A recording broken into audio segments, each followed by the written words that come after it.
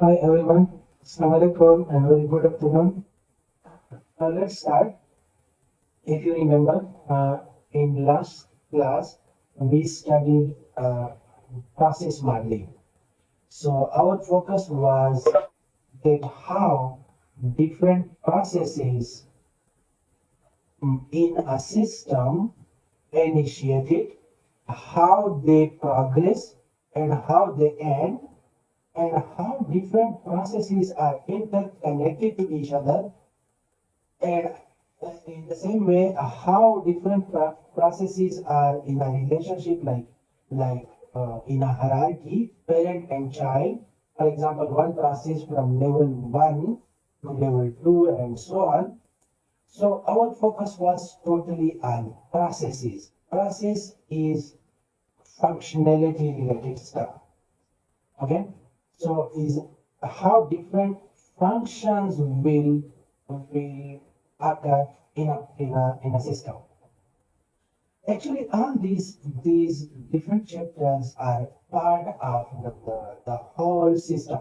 That first of all, at the beginning, if we link to our previous chapters, we did the requirement analysis, then we think about financial perspective, technical perspective, different feasibilities, and after that we came to design level, okay, and then the use case diagrams and then process modeling. So today our focus is on data modeling, how to represent data and how the data are related to each other. So our main focus will be only on data, and this is why it is also called data modeling. So what is data modeling?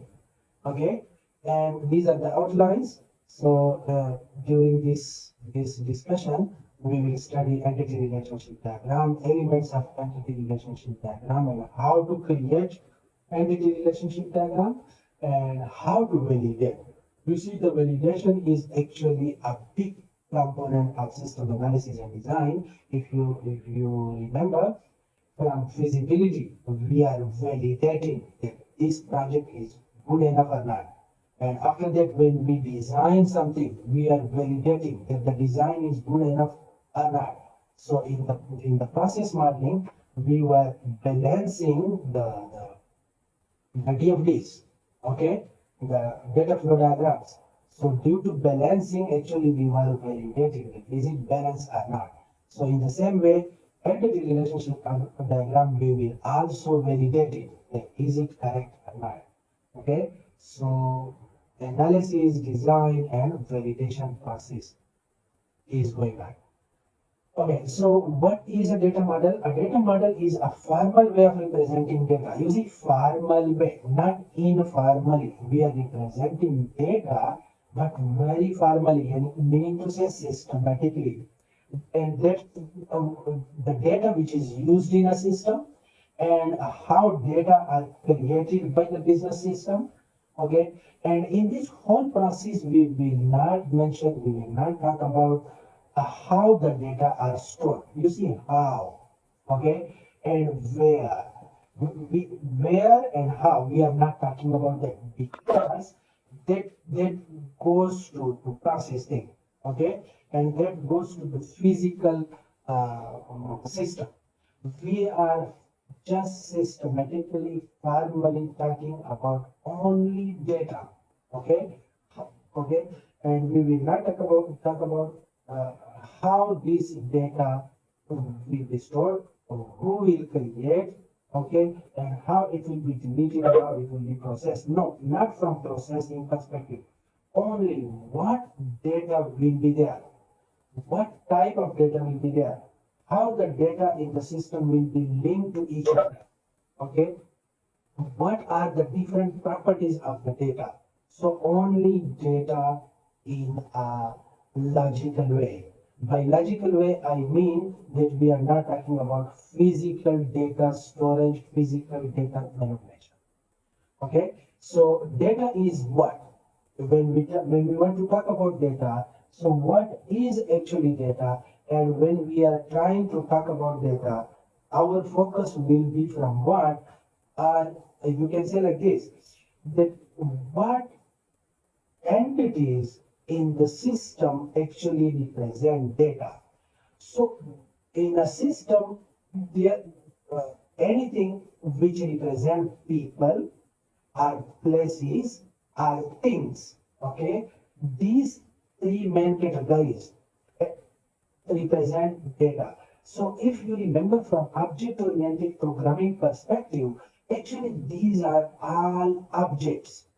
So whenever we use entity, entity means object. Object means thing, anything. Anything may be a product, anything may be a customer, anything may be a place. Okay, so place, people, things, objects. What are the different category of these things are involved in the system and how to represent? So this will be this is called a data model. Okay, so logical data model, yes, as I told you, we will talk logically. Just we will talking about the name of the data, the properties of the data, and the relationship among them. We will not say where it will be stored and how it will be stored, how it will be processed, or who will create it, who will generate, who will really know. We are not talking about the processing side. No, only data. Okay, so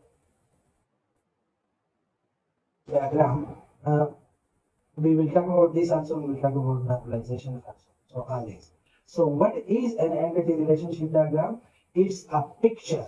Actually, it's a diagram. It is a picture showing the information that is created. You see, information is actually inside a data. Okay, so the information, the data which is created, are the data which is stored and used by the business system. Here by business system means any system, maybe sometimes business system, maybe sometimes service system. Okay, so a diagrammatic representation of data which which is part of some system. So entities lists similar kind of information. So entities and data actually it is something. So the data is basically about entity, and entity are basically objects. And object may be people, object may be place, and object may be things. Okay, and then there will be lines between the entities to represent the relationship. Okay, that how do entities, how do objects are linked to each other, and there will be some symbols which we will study in detail, and the symbol represents some business rules. Some rules will be applied on the relationship between the two data. So that rules will also we will try to show here. This is just a sample entity relationship diagram. Don't worry about it. We will go through piece by piece, and we will go through very detail and try to understand just as an example. Okay, so just like process modeling, there are different models in the world. Many organizations and many different type of organizations are following different type of systems. Okay, so like for example, these three systems, IDEF, 1X, so it's actually integrated different definition method.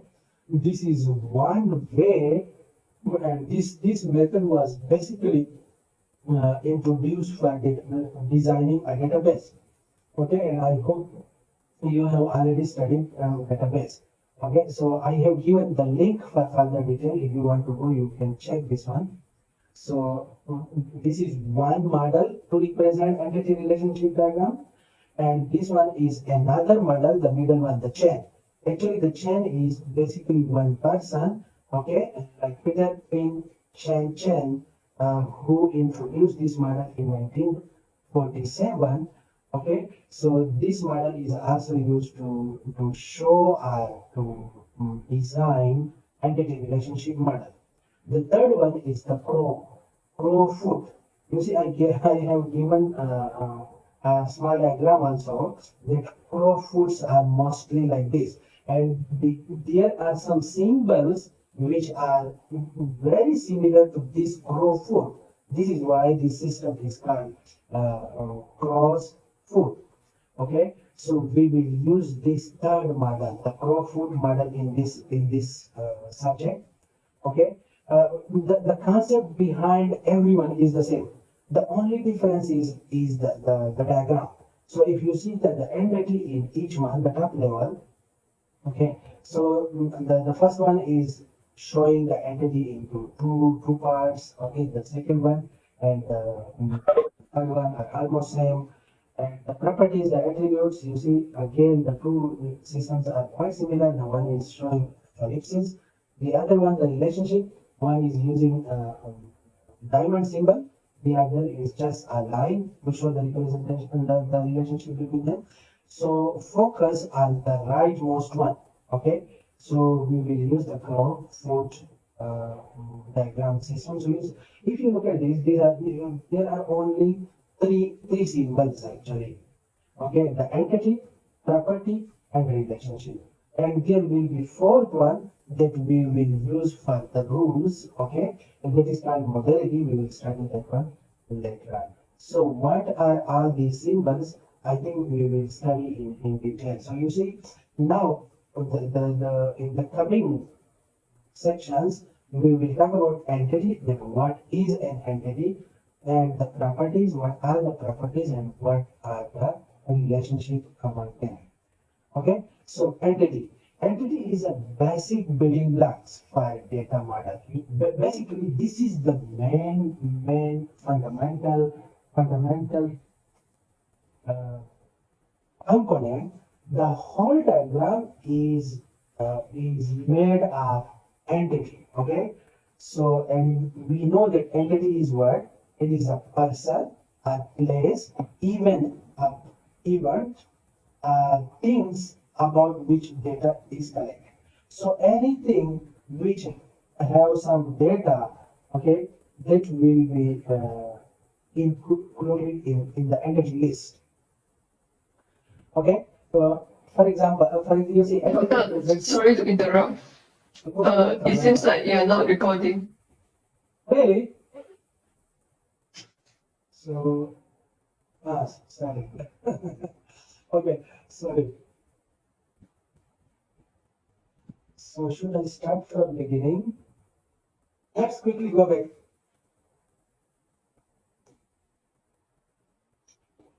Okay, so there are three systems to design entity relationship diagram, integrated definition method. The link is there if you want to go into further detail. But this method was basically designed for designing databases. Okay, I hope you still remember the database schema, how to design the schema, how to show the relationship among them. Okay, how to link through primary and foreign key, all those stuff. The other one, the chain. The chain is actually a person name, and the person full name is Peter Pin Shen Chen. Uh, he introduced in 1947 this model to represent entity relationship diagram. Okay, but the third one is Crowfoot. Okay, the Crowfoot I have given the picture also. If the picture looks like the Crowfoot picture is actually similar to the diagram that we will use later on to show the relationship and to apply the rules, the business rules. Okay, so those symbols are similar to like a Crowfoot. This is why they give a name as a Crowfoot system. So we will use this one. So there are only three shapes. Okay, the first one, the square like shape, it represent entity. The second one is also like square. It is properties, attributes. Okay, attributes means properties of the same entity. So one is entity, one is its attribute. Okay, so for example, entity is let's suppose student. Student is an entity. So one student has properties. It has a name, it has a metric number, it has a year of study. Okay, now phone, address, many properties are possible. So the entity, the basic entity is the student. The property of the students are the name and so how to represent the properties, the entities, and properties, and how to represent the entity, we will use these two diagrams. And then if there are two entities, okay, for example, a student and lecturer, then the relationship among the student and the lecturers are student and courses, university and courses. So how they are related to each other, we will use a relationship symbol, which is just a line, but that is labeled line. We will give a name to that relation. So this is why only these two topics are used to construct the whole diagram. Okay, so entity is the building block of this model, and entity represent people, places, events. Okay, events are things about which we have to collect data.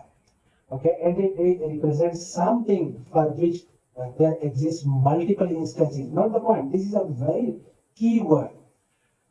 For example, you see, I'm repeating once again that entity is such a thing which for which there exist multiple instances. For example, student. So if you use the word student, so there will be hundreds and thousands of students. So the student is a concept, is a category, okay? And there will be thousand instances of this category. So you will consider the category as an instance. Note the point, don't make this mistake. You will pick up the category as an entity, not the instance. For example, let's suppose me as a student. So if you say Rahman, so Rahman is an instance. Rahman is not an entity. Okay. But if you say student, so student is a category. So category is an entity. Okay, so in the same way, for example, if I say product, okay, so product is an entity. So there will be thousands of products in the market.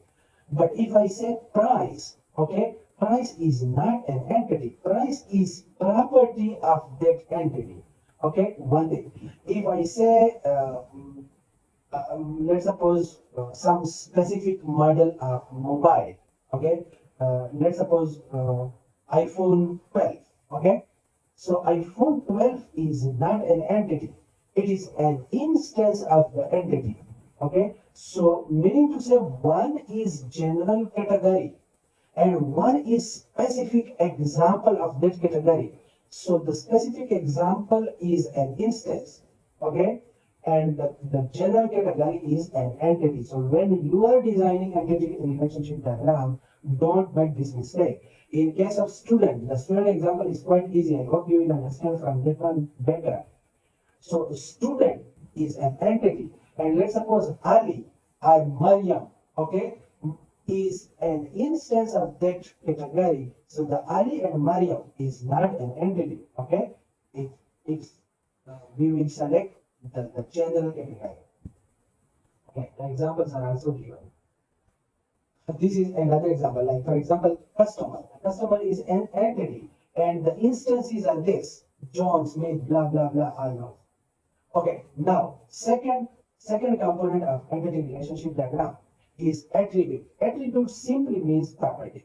Okay, property of the entity. If it is a human, okay, like a people. So if you want to represent a class, a general category from human beings. So for example, customer are human beings. Okay, students are human beings. Employee, okay, managers, and so on. So if they are human beings, then they will have name, they will have address, they will have mobile number, and so on. If it is a place, the place will also have a name, location. So the property changes according to the entities, okay? But property are the different attributes of the entity. Okay, and note the point, the properties are nouns. For example, name, okay, price, okay, all these are nouns. Okay, one or more attributes can serve as an entity identifier. It means identifier means that let's suppose one entity has five different properties. But out of these five, one will be such a property which uniquely represent that entity. Okay? If you remember from a database point of view, it is a primary key. Okay? So primary key is such attribute of any entity which uniquely represent that particular entity. In case of student, is the metric number. In case of staff, let's suppose university staff is the staff number. Okay, staff number is unique. In case of citizen, okay, in case of citizen, the ID card number is unique. Okay, mobile number is unique.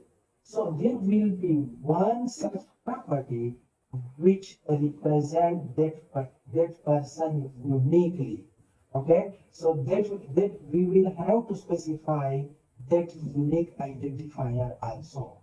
Okay, and after that concatenated identifier, sometimes one single property is not capable enough to represent a complete entity. So sometimes two properties or three properties join together and make an identifier. Okay, in database language it is called composite key. Okay, composite key, and here concatenated identifier. Okay, so out of the properties, there will be one such property which is very unique. That property is called identifier. So choices for identifier. Sometimes we have two three candidate properties which that anyone can be a primary key or candidate. Anyone can be a primary key or identifier. At that time, you can pick the most important one. Here, for example, this is the concatenated one, the first one, the customer last name and first name. But I don't think so. This is a good identifier also because name can be repeated. Okay, even sometimes first name and last name can also be repeated. Okay, so there should be like a identifier ID for that customer. So the second example I think is much more better. But sometimes if you want that, okay, there is a possibility that one name repeat, but maybe the first name and last name when we combine together, then cannot be repeated. So if there is a possibility, then you can use like that. That the first name, last name together make a primary key, then hopefully will not repeat. Okay? But I think there is a still chances to repeat. Okay, the best one is an ID. Okay, and identifier to be added later. So you see the last one, there is no identifier. So the point is that any attribute, any property which is identifier, we will put star asterisk over that. Okay, so asterisk, the star show that this property is unique. Okay, it is really unique and it can represent by itself.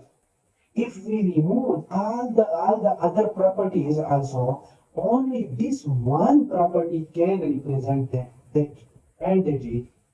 That property is actually called identifier.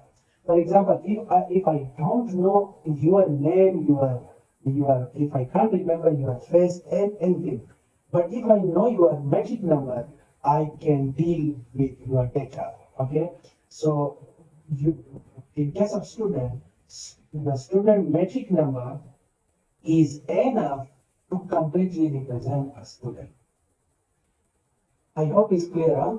Are any confusion? No, it's clear. Hello, is clear? Yeah, it's clear. Okay, very good. If anyone, any confusion, you can stop me anytime. Okay, next level. We covered two things. We covered entities, we covered properties. Now, third one, a relationship.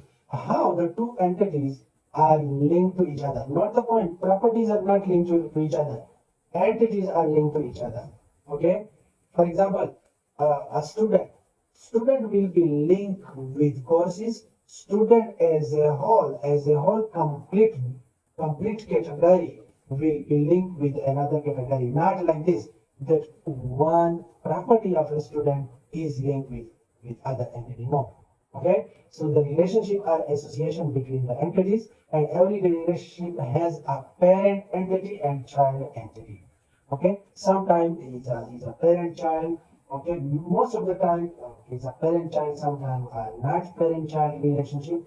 There is some working relationship or some business role type relationship. We will go through the hopefully will be clear. Okay, so okay, the relationship is called actually cardinality. Don't confuse. There is another word also, and sometimes this word comes in questions. Then you should not be confused. Okay, so the relationship is called cardinality. So it means how the two parent child instances the entities are linked together. So it may be one-to-one relationship. Okay, one-to-one relationship. The best example is student and metric number. One student and one metric number. It is not possible that it become more than one. Like two students having one metric number? No. Or one student have two metric number? No, it is not possible. So one to one. Okay? And one to many, uh, I think quite easy. Like one student may have several courses. Okay, and many students are linked with many lecturers. Okay, but not the point. Many to many relationship is not good to store in a system. You will must break down the many to many, because many to many relationship is always create confusion. Later on I will show you how. So the relationship, just from relationship point of view, you should learn that there is one-to-one, one-to-many, and many-to-many. But when you are coming to real designing, okay, never design many-to-many relationship. We will always need to break down many-to-many relationship. So how to break down, we will study. Okay, just as an example of relationship, for example, a non-chemical applicator, a person who want to buy a chemical, okay, this is called non-chemical applicator, and the chemical by itself. So if you look at this one, you see the person ID. So the ID is unique identifier, okay, and the chemical also have a unique ID. So it also the rest are general attributes, and these two, the person and the chemical, they are linked to each other. They have some relationship. So actually, the relationship, if you it has labels. If you read from left to right, the relationship is clear. And if you read from right to left, again the relationship is clear. For example, a non-chemical applicator requests the chemical. Okay? So it's the relationship you will have to design in such a way that when you are reading from any direction, actually it should be a complete sentence. Okay? Like non-chemical applicator requests chemical. In the same way, but most of the time from right to left, the sentence is in passive voice. I hope you remember active voice and passive voice sentence. Okay, so for example, the chemical is requested by the non-chemical applicator. So in both cases it is there. So what the circle means, what this is actually the crowd food, okay? This one, if you look at this one, you see, this one is actually the crowd food, okay? So this is why the name was given as a crowd food. And this one show the cardinality. So when we will study this one in detail, whenever it is this symbol, okay, like a crowd food, when is this symbol, it represent many. Okay, so on this side is also many, and this side is also many. So it is many to many relationship. It means that many people can buy many chemicals. Okay, so the other circle is another property. This is actually the business rules. So we will study that one in the coming slides. Okay, the third one is this one, that as I told you, the circle, okay, this circle is called modality. So what modality means, okay, modality is a relationship of null and not null. What does it mean? It refers to whether or not an instance of a child entity can exist without a related instance in the parent entity. Meaning to say, if two entities are linked to each other, so one layer of linking is the one-to-one, one-to-many, many-to-many. One relationship is this. Another layer of relationship is this one, that which object can exist without the other. Meaning to say, which object can exist individually, even though if it is not linked with anything else, still that object can exist. So, okay, so that one, if can exist, okay, that will be not null, okay, and if cannot exist, then will be null. For example, a student metric number, a student metric number can exist without without a student cannot. In the same way, for example, in a banking system, a Visa card Visa card or all the different cards can exist without customer cannot. Okay, in the same way, like courses can exist without student. So this level of the existence relationship is called modality. So don't mix and don't confuse cardinality. Cardinality is the three properties: one to one, one to many, many to many. Modality represent that is this instance or entity is capable enough to survive without the help of any other entity. So if it can survive, if it can exist, okay, so then it will be not null, okay, it can survive. But if it cannot survive, then will be null.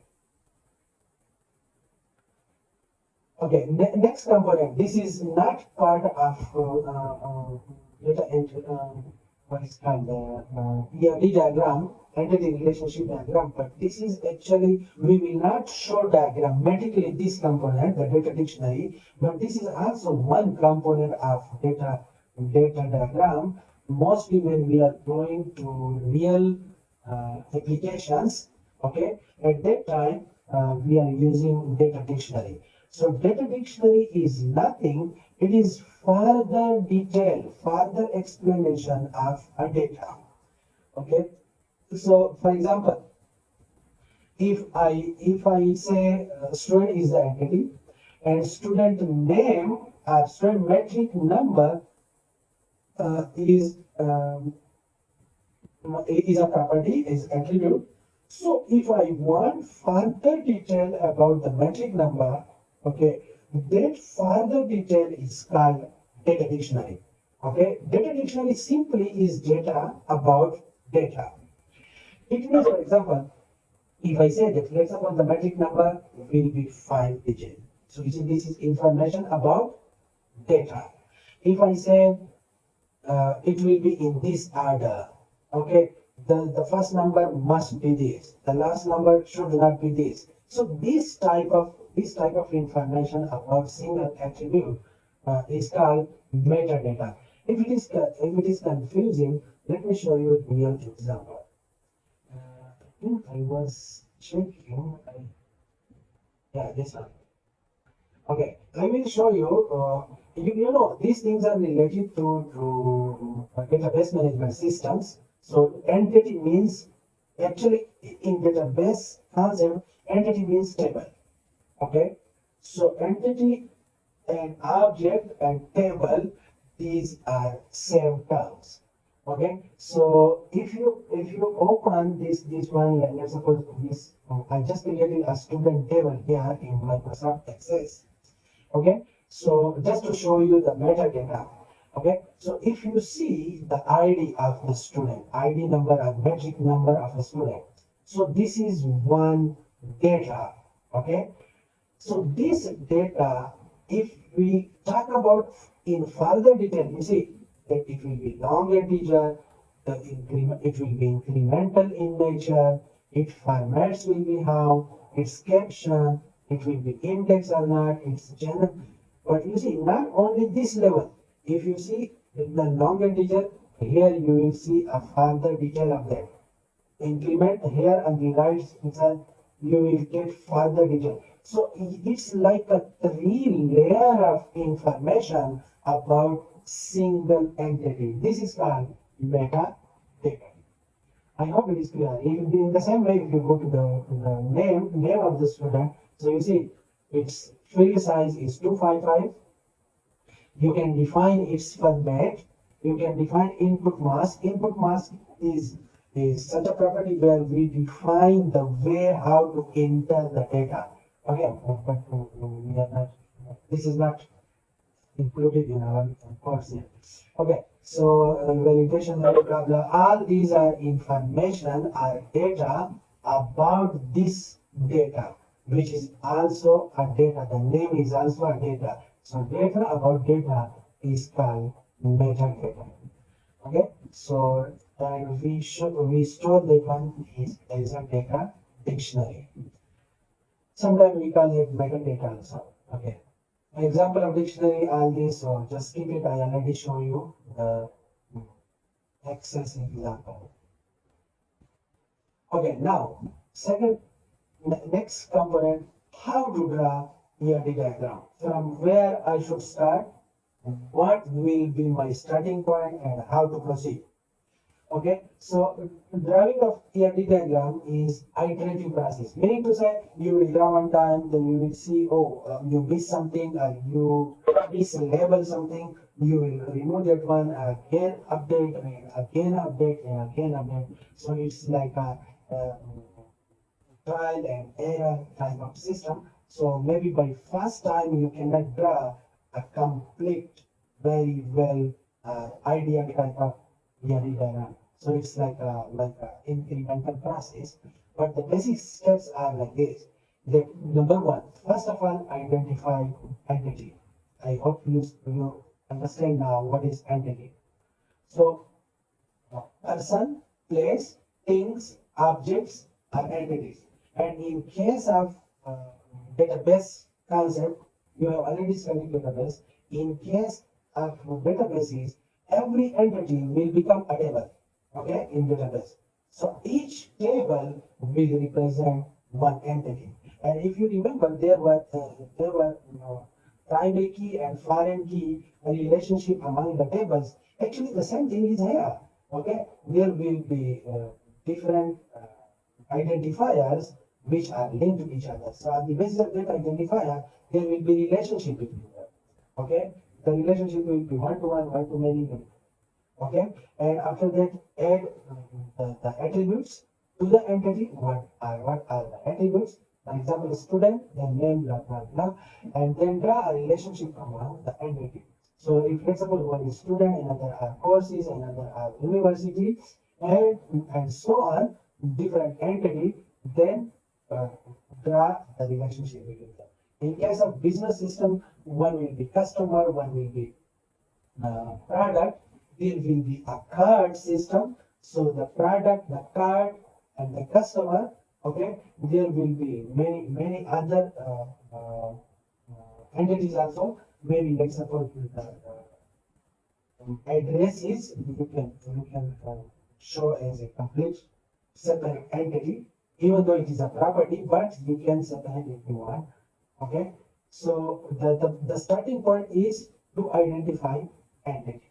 An entity should represent the major category, not the point. The word category is a very key word.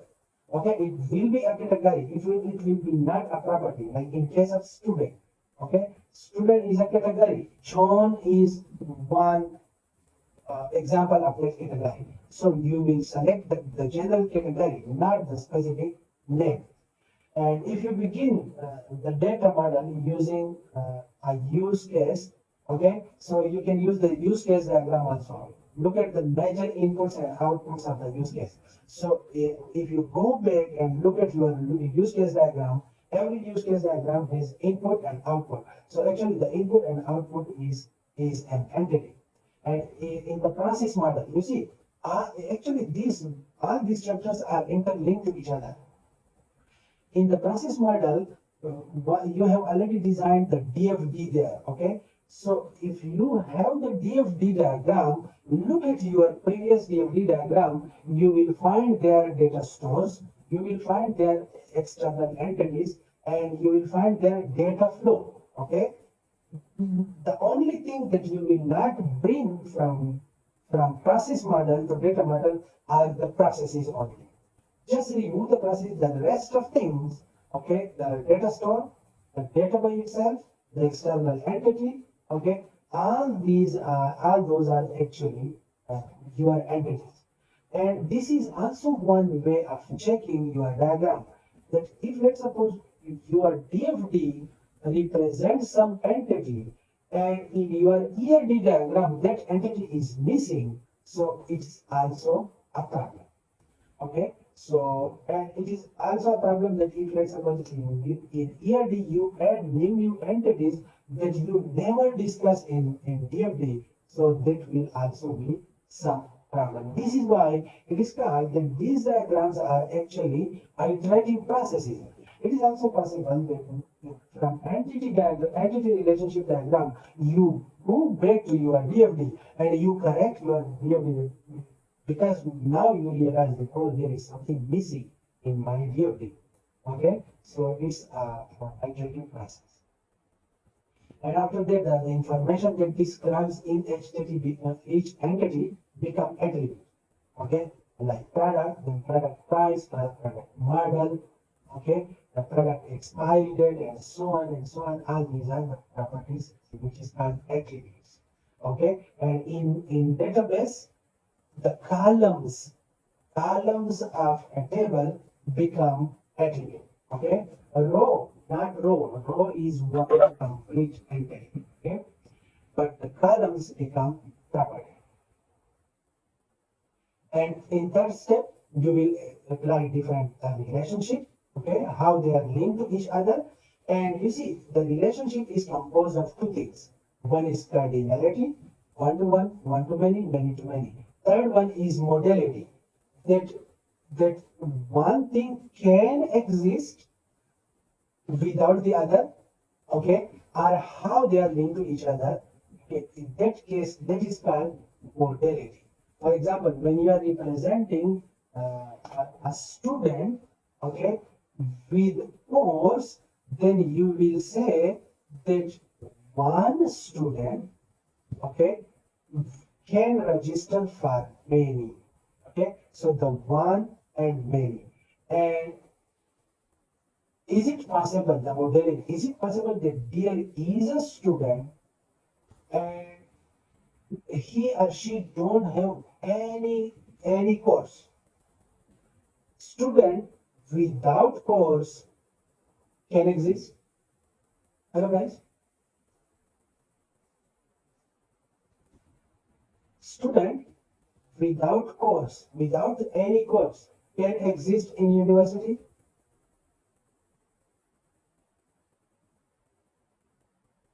Cannot. Yeah. Again, good.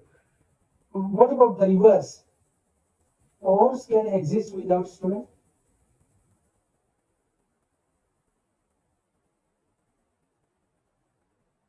Yeah, courses can. There are many courses that nobody is registered for that, like in a sleeping state, but still they exist.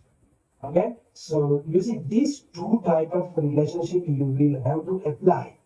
Okay, so the cardinality we represent through the crow food style, that it is one to one, or it is many to many, it is one to many, and the modality is the circle, and there is okay. We will go through that one. Another one, independent entity. As I told you, independent entity is such an entity that can exist. It is not dependent on other entities. For example, course. Course can exist. Course can exist uh, without student. Okay, but student cannot exist without course. Can you give me any other example? Any one of you? No, guys. From business world, not from education world. Hello, please, any one of you unmute yourself.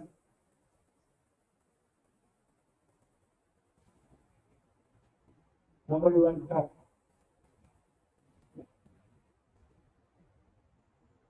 It's not fair that only I'm talking, you people are not talking at all.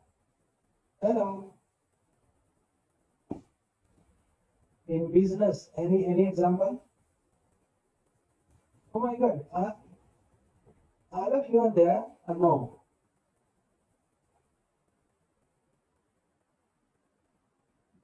Yes, sir. What is your question again, sir?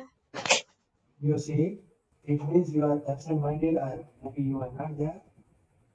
My question is, I explained to you that independent entity is such an entity which can exist by itself. It is not dependent on other entities.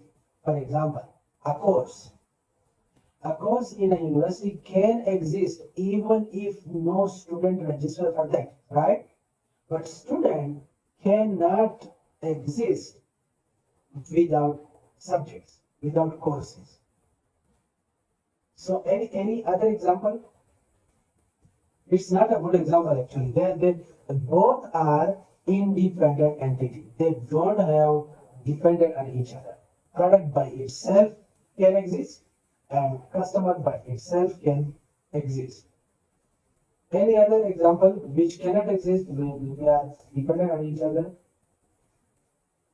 You are quite near if you just think little bit differently. There is another relation between customer and product. If you think from that perspective, then you can give the answer. Anyone else? What about services and customer? Like customer can exist itself, but services cannot. Like if you don't have customer, you cannot do the service. I don't know. A bit, uh, yeah, somehow correct, but I think it is not. You see, for example, let's suppose I created a new business. Okay, so I have the products also. I already created the services section, but at the moment I don't have any customer yet. So the service is still there. Okay, can exist. Okay, even though if someone is using the gun, there is another very good relation if you think from that perspective. Anyone else? What's the relation between customer and product? what happened, I think it is called some event, huh?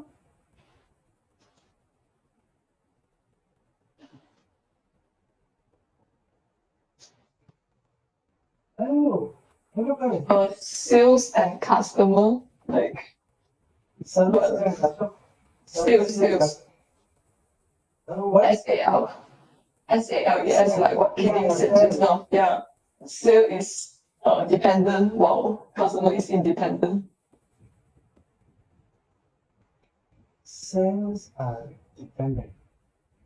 Sales dependent on customer. Like when there's no customer, there will be no Yeah. sales. Yeah, sale cannot exist without customer, right? Yeah. Yeah, this is correct. Sales are maybe another entity which is quite clear in a if you have installed Shopee or Lazada in your mobile, so when you go to your what is called your account, actually there is a very clear history of what of orders. Okay, so order is such an entity. Order is actually entity. Okay, but order is such an entity which cannot exist without customer and without product. If the customer order some product, then it creates order. Okay, so the order is actually inner product. Order can be generated from product and customer, and without these two, order cannot exist. So this is the basic thing. Cell is also the same. But the cell, if you think from entity point of view, the cell is a process actually. The cell is it goes to the component. It's not a noun. Okay. So the noun is actually order, okay? And order contain properties like who purchased, what is purchased by, when it was purchased, what's the amount, all these things. So that is order. So think when you are designing ERD, think from noun point of view. Okay, so independent. Okay, and dependent, some are dependent. So you see, in this case, I hope it is clear. No need to clarify what is dependent, what is independent. So in this example, if you look at this, the person on the leftmost, it represents the person who want to buy the chemical. Okay, chemical is on the last, on the right side. The person is on the left side. Between them, there is a relation, which is actually chemical request. Okay, and its chemical request is actually an order. Okay, so order, uh, the order can be like the person makes a chemical request, and the chemical request involves chemical.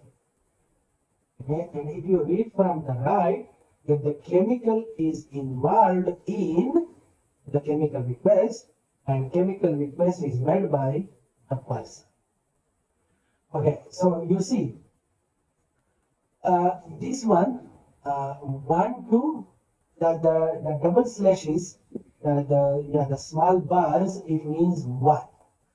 One person can buy many, I can make many orders and many requests.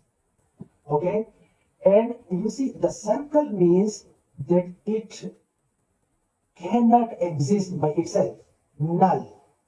Okay, it means null, meaning to say there will be an order and request by customer or maybe not. So it may be null also. Meaning to say there will be such a person who didn't make any request yet.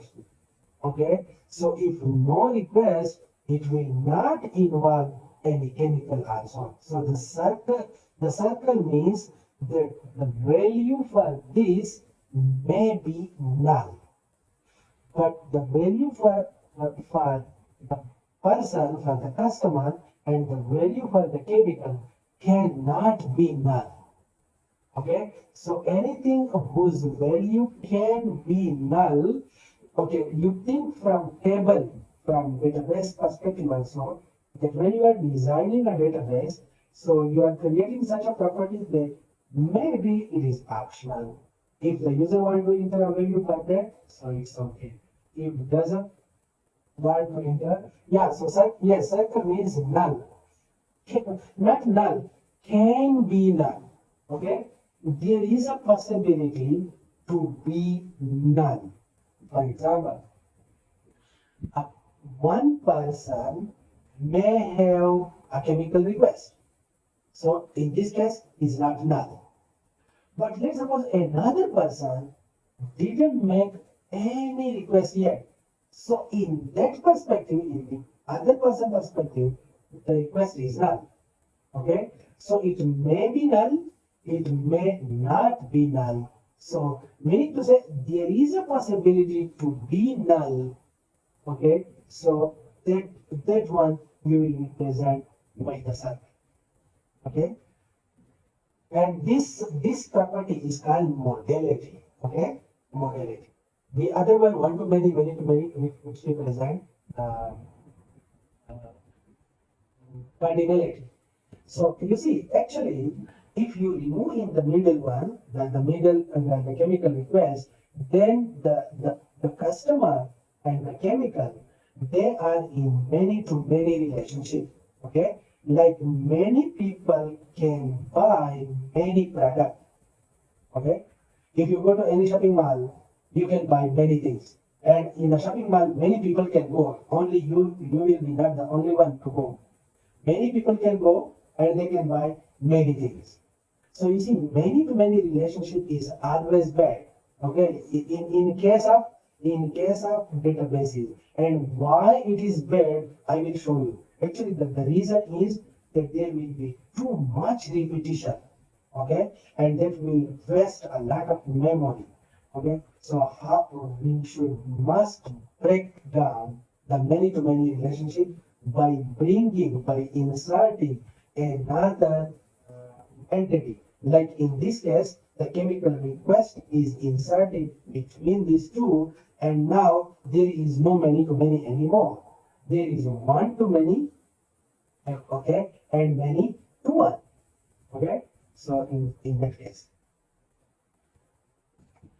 And then insertion entity. I already explained to you. Insertion entity is such an entity. You see, insertion entity is such an entity where there is a many-to-many relationship between two entities. Then you will have to break down that one, the many-to-many to one-to-many relationship. And when you are breaking down the many-to-many relationship, you will have to insert something in the middle. Okay, and that the something in the middle means you will bring another entity in the middle.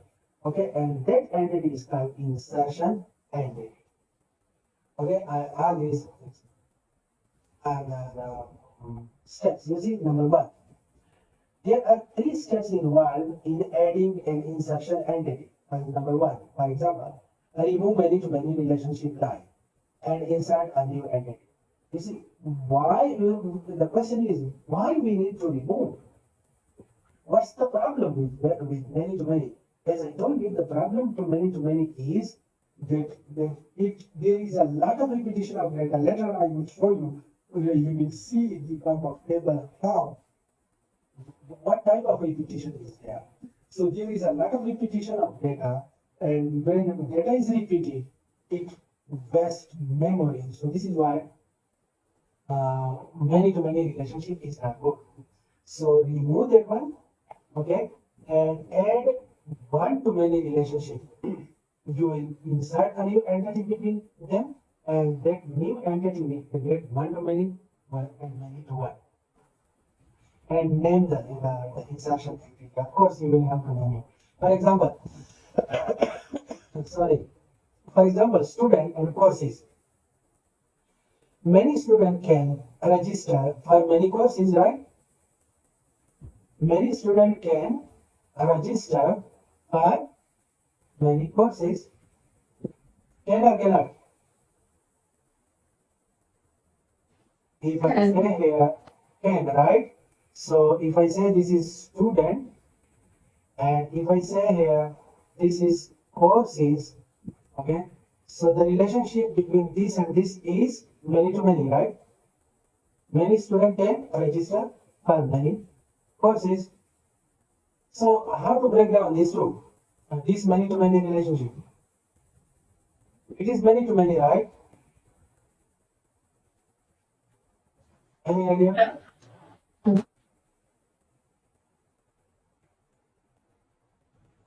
Any idea?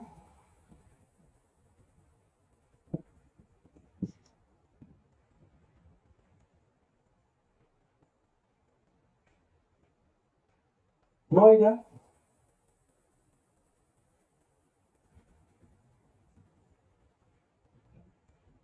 Yeah, it's many to many, yes.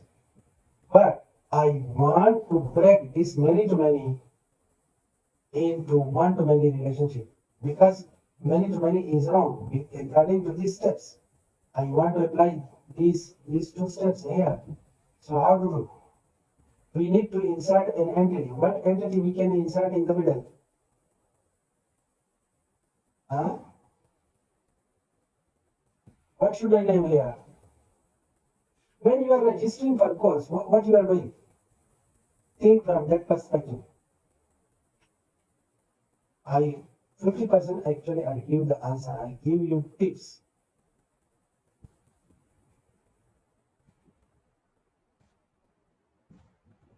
Still no idea? Are you there? Present minded? Are you with me? Hello? Yeah, we're here. Okay. So no idea. If we create another table with the name of course registration or another entity, if you bring course registration, okay. So in the course registration, here will be one student, right? So one student can register for many courses, right? Yeah. Okay, and here will be again, here will be many, yeah, like many in the course registration, one student can register here for many. So one to many and one to many. No, I think this one should be, this one should be in the opposite direction. Personally, I delete everything. Okay. So can you help? Yeah, can you help me again? Student, course, okay.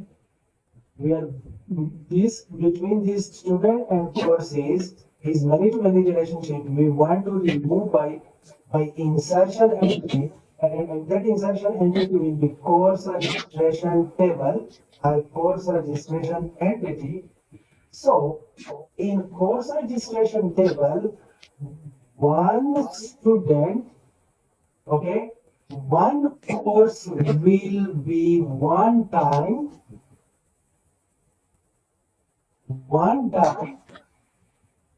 in for one particular student. Many courses, one student. Okay? And yeah, many courses in this course registration, yeah, and one student. Let's read give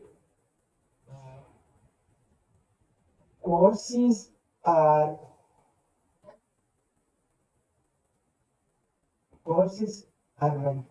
included or maybe registered, included in course registration, and the course registration is done by the student.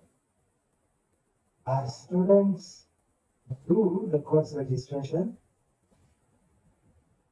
and course registration include courses. I think it's correct. What do you think? Is it correct or not?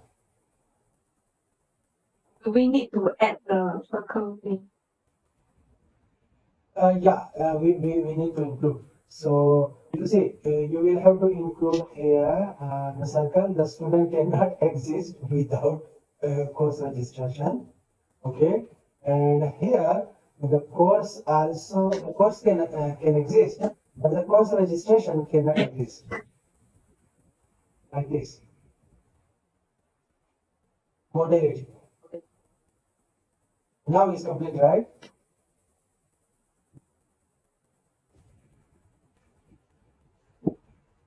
Hello guys.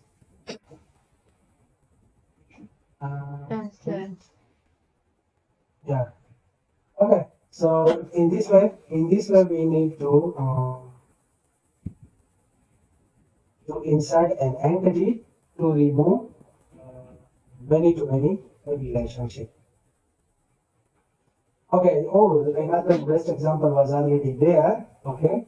Like you see, non-chemical applicator and the chemical. If you see that the relationship is many to many, but our task is this is compulsory, not the fun. If you don't remove the many to many relationship and you design like this, your designing is bad. Your designing is practically fail. Okay.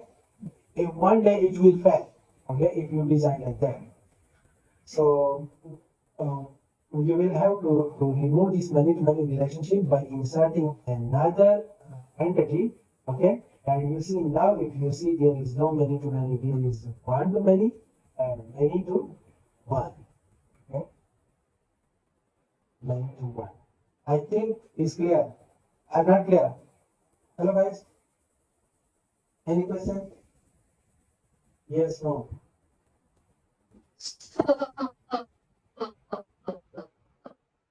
Unfortunately, I can't hear. Right. Instead.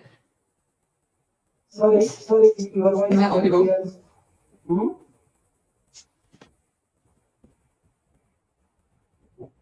Repeat, please. Hello, is it clear now? Yeah, now it's clear. Yeah. Okay, now. For the diagram with three entities, right? Does it mean like one applicator can apply for many chemical requests, and then the many chemical requests, but and I don't understand. Sorry. Okay, so okay, there is another question. Let me see that one answer first. The two bars like line indicate one to many. It indicates one. Don't say one to many. It indicates one. So on one side will be this one. Look at the other side is what? If it is also the same bar, then will be one to one. So actually one symbol represents only one side. Okay? Like for example, okay, I'm coming to your question. You just write. Okay, so one student is asking about these two bar only. So when there is a two bar, so it just represents a half of a relation, like one. So the one is linked to another, the other side, and the other side should also be a relationship. If on the other side is also one to one, so it means one to one.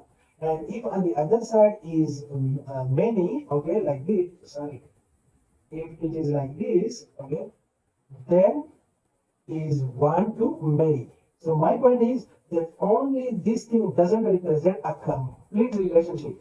Complete relationship needs two symbols, one to the left, one to the right. Okay, and in the middle, will be a relationship which has some name, like requests, requested by. Okay, now let's come to your point. Let's read this relationship. You see, let's look at the first one first, to this one, okay, then hopefully it will be easy to understand. Love chemical applicator simply means customer, okay? Customer requests for chemical. So many customer can actually request for many chemicals. Let's suppose customer A, customer B, okay? Customer B and C, these are many customers, and they can request for chemical 1, chemical 2, chemical 3, okay? Many chemicals they can request, so many too many. Now to break this many to many, we will insert a chemical request in the middle. Its chemical request is just like an order, okay? So think from order point of view. Let's suppose this is an order entity, okay? Order. Okay, so a customer makes many orders, and many orders, okay, you see here is many orders involve one chemical. And actually it can be again many to many is also possible. For example, in one order there may be many chemicals, okay? So it is also possible like one order, many chemicals, okay? I think if we reverse, then it will be much more better, because chemical request involves chemical. So if the person buy more chemicals, then if this system just want to create a receipt for each chemical separately, then is correct. Okay, then is correct. Otherwise, it is also possible that in one request, one person requests for many chemicals. So this relationship can be reverse also. Okay, like one chemical request contain many chemicals. Okay, but in this case, many requests involve maybe the same chemical.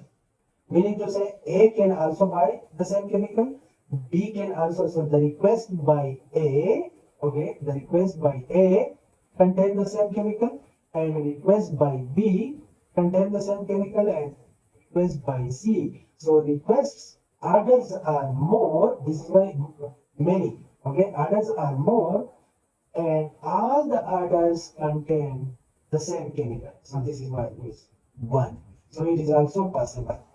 So actually it is based on the possibility that many people just buy one the same chemical. Let's suppose it is two important one, like sanitizer. Let's suppose all people buy sanitizer and the same brand, let's suppose. Okay? So then when the system generate order for different people, all the orders, which is many orders will contain the same one product. Somehow clear or not? Hello? Yeah, I'm clear now. Thank you. Okay, good. Right. Any other question? Very good question was there, and was a bit dangerous also. Sometimes it's too difficult question. Okay. Okay. Okay, now we are going to normalization. Okay, and normalization is actually the process that how to make it balance the relationship. As I told you, how to break the many to many relationship, but actually there is not only many to many relationship. Normalization is a bit more than simple breaking many to many relationship. A many to many relationship is also included inside normalization. But I hope that you have studied normalization in databases. Do you remember something from that subject? Did you study it? Did you remember something? Do you remember? I don't think so. Maybe you didn't study or maybe you did. Can't remember? Okay, no problem. So what is a normalization? Normalization is the process to check the diagram, the process model, to make sure that both model balance each other. You see, meaning to say, you will look at your process model, which is called DFD, and then compare with your ERD. Okay, so these two processes, the process model and the data model, they are tally to each other. They are balanced, meaning to say, any data store in your DFD, any external entity in your DFD, any data in your DFD is present in your ERD or not. If something is missing, so it means it's a mistake, not present. If something is extra here and that don't is not present in your DFD, something is missing. So you will compare your DFD with ERD. Note the point, this is compulsory to compare your DFD with ERD, and I am going to give you an assignment. So this will be the compulsory component to compare this DFD and ERD. Okay, one process. Okay, so these are the different steps. Okay, what to do. So if you see here, you see country, university, teacher, and subjects. So you see here is a like a many-to-many relationship. So how to do. So I think I am skipping. I will show you my own slides. So normalization is a technique that can help analysts to validate the data model. Okay, and how to validate? It's a process whereby a series of rules are applied to the logical data model to determine how uniform it is. Meaning to say, we will apply some rules, okay, and on the basis of that rules, we can decide that my model is correct or not. So if your model can fulfill three criteria, I will show you the three criteria, then then your model is correct. Okay, so the three criteria are actually there are 5 levels, but the minimum and that most people and most databases are going to that level are this level 2 normal form. There is level 3 also and level 4 also, but these three are the very compulsory and very necessary. Which one? One is a zero normal form, okay, then first normal form, okay, and second normal form and third normal form. Okay, let's go one by one. The first one is what? You see, do any attributes have multiple values for a single entity? What does it mean? Okay, I am repeating once again. Any attributes have multiple values for single instance? If yes, okay, if you still don't understand this, don't worry, I am explaining. If some instance have multiple attributes, multi-values, okay, if yes, then remove the repeating attributes, okay, and the repeating group, maybe repeating attributes, and the repeating group, and create an entity that describe the attributes. Create a separate entity. Okay. Usually you will need to add a relation to connect the old and the new entities. Okay. So what does this mean? Come on to this example. Okay. Then we'll be clear to it. Look at the first table, student ID, name, age, and subject. So ID number 1, 2, 3, 4, 5, name is Adam, age is 15, subject is, let's suppose, biology. And another student, Okay. No, the same student, 1, 2, 3, 4, 5, name is Adam, age is 15, subject is math. And another student, this one makes another. So, can you find in this table any repeating group? Is there any repeating group? You see, the first rule is actually this. That is there any repeating group? Look at this pattern. Is it repeated or not? This pattern is actually repeated. But you see, it is repeated 2 times because we talk about only 2 subjects. If you talk about third subject, it will repeat again. Fourth subject, repeat again. So, if you see, look at this pattern, then this pattern will actually waste a lot of memory. Okay? So, if you bring, you see, now it is in a table. If you bring this one into an entity, it is actually what?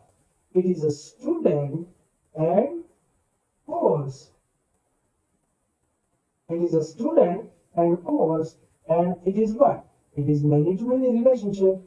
One student can have, I can register for many courses. So if there is a many-to-many relationship, as I told you that many-to-many relationship, we need to remove it because it wastes a data. So it wastes a memory, a lot of memory and a lot of processing also. When the data grows, and nowadays is a big data era, big data time. So in case of big data, if your design is this much bad, unnecessary data will actually grow, and it will waste your memory and it will waste your processing time because writing these values to the system and reading these values to the system consume processing power. So the first rule is that they can look at your relation. If something has, if any entity has a repeating attributes, okay, a repeating groups are repeating attributes, remove the repeating attributes. So how to remove? You will break down this table into 2. This will be one table and this will be another table, okay, and in the middle you will have to bring another table and then link together. For example, you see this one, the student ID, name, age, I separated in one table. So this is nothing, just a student, okay. But this time, you see, sorry, I should not repeat this one. This one is a mistake. Okay, this is just a student. So student table will not have double entry. Okay, double entry is not allowed here. So it should not be there. Okay, and then the same student ID, this one can register for this also. The same ID can register for this also. So now there is a repetition, but only one property is repeating, not the whole group. Okay, the whole group. So this is why this repetition is allowed, but this repetition is not allowed. Okay, so you will have to break down the table into 2, and you will bring another table in the middle, for example, course registration table. Okay, and what you will have to do, the primary key here and the primary key here, both primary keys will come to this one. Okay, so here the primary key is student metric number, and here the primary key is the course code. Okay, so the course code and the student code, they will combine here, and actually this will become a composite key.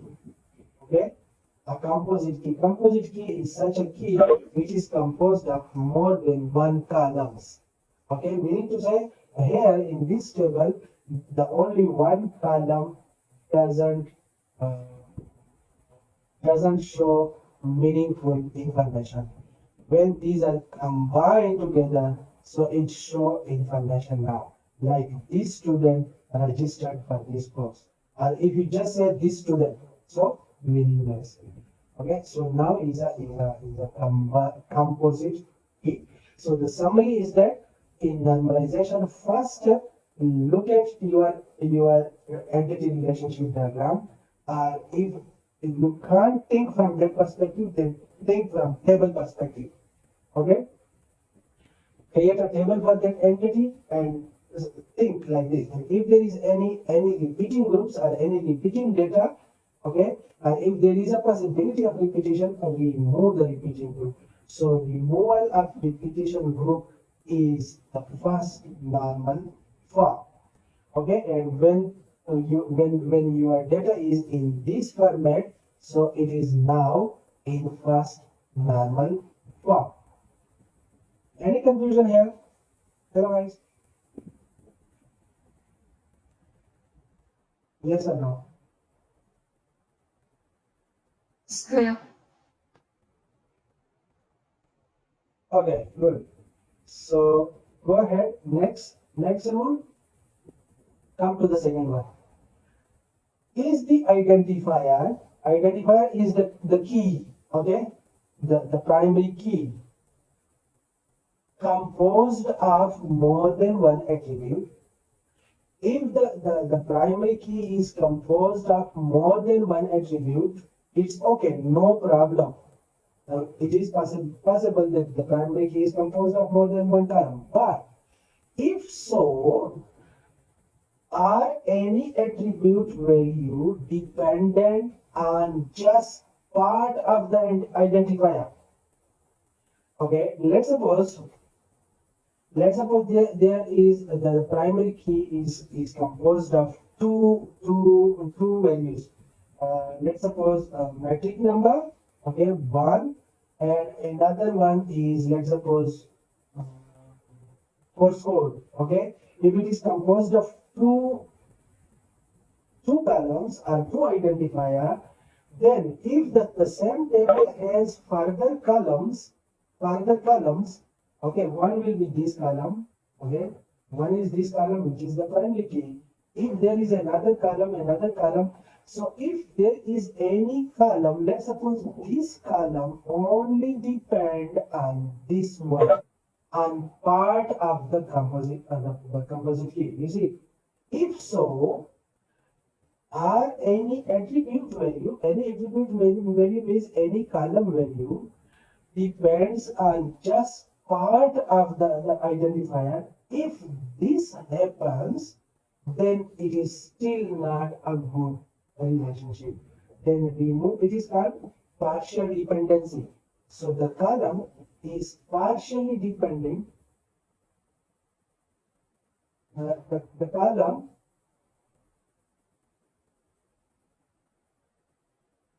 oh, my sound, you can't hear? You can't hear my sound. Let me check. Check.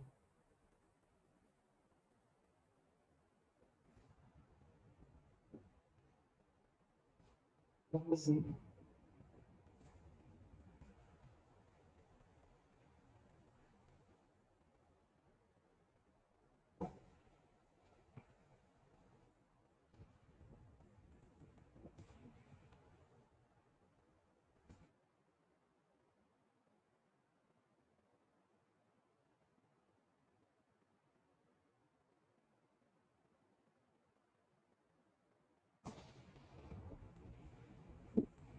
Can you check? Now it's okay? My voice is clear?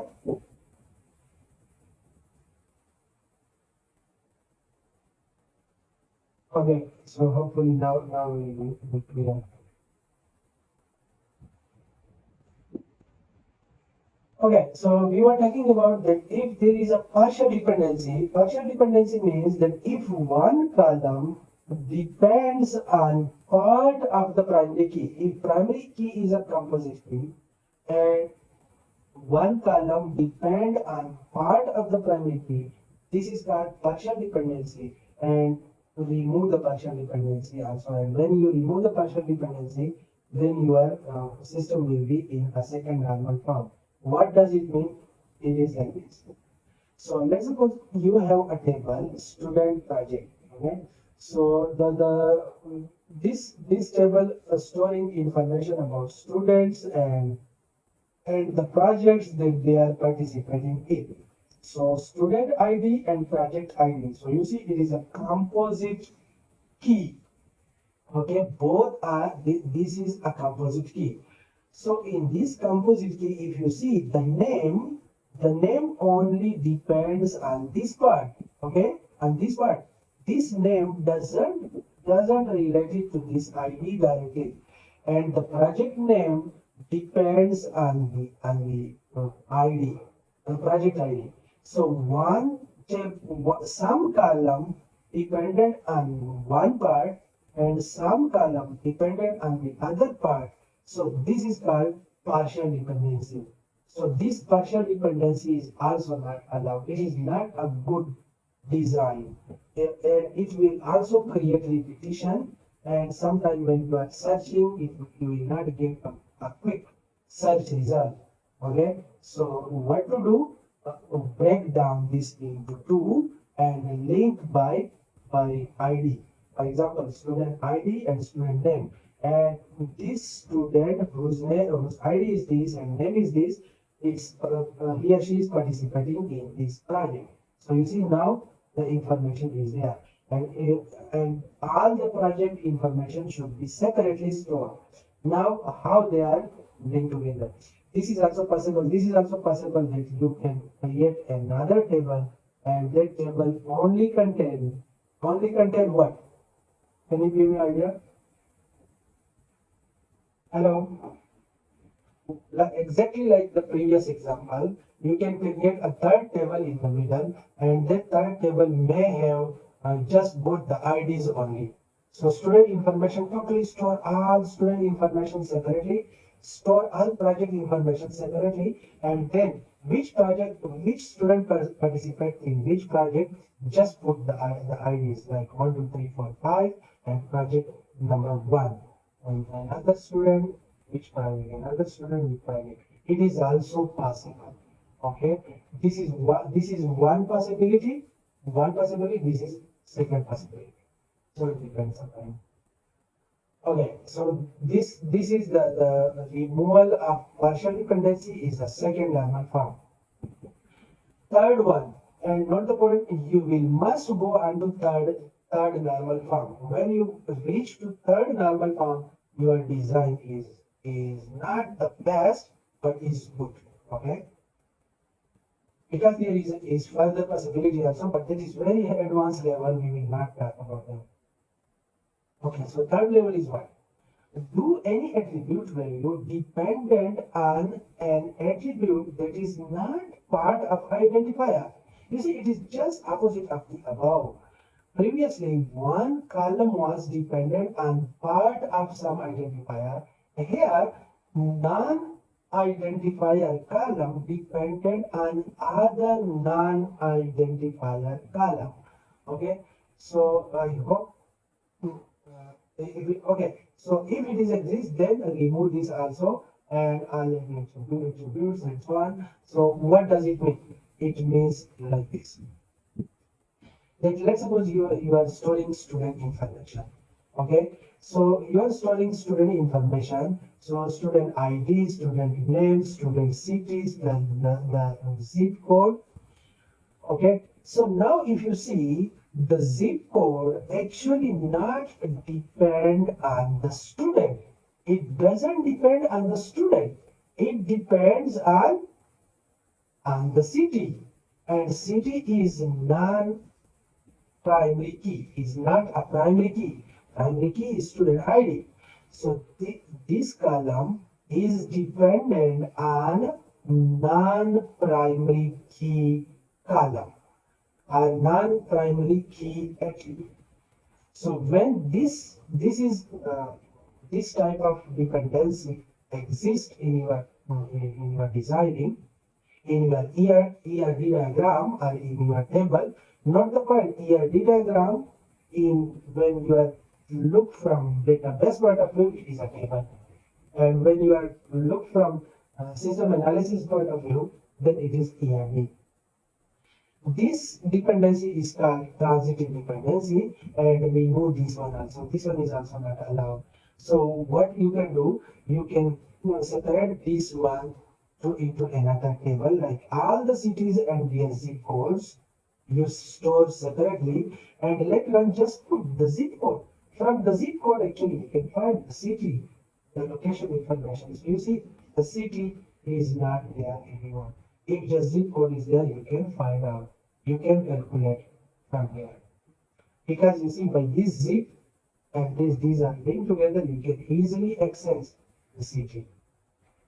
So this is called the removal of transitive uh, dependency. So three things, if you remember, one was number one, a repeating group. Okay, if there are repeating groups, remove that. Okay, then once you remove that, you will be in a first normal form. Second one, if there is a partial dependency, okay, partial dependency, remove that, and once you remove that, you will be in a second normal form. Okay, third level, you see if there is a transitive dependency, okay, transitive dependency, remove that, okay, and then your design will be good, not the best, but still good. There are further level, but it is too high level, advanced dependencies and advanced design. Okay, so this is the normalization process. I hope you understand. Okay, and this is kind. Okay, the balancing is the other one. Any conclusion about normalization?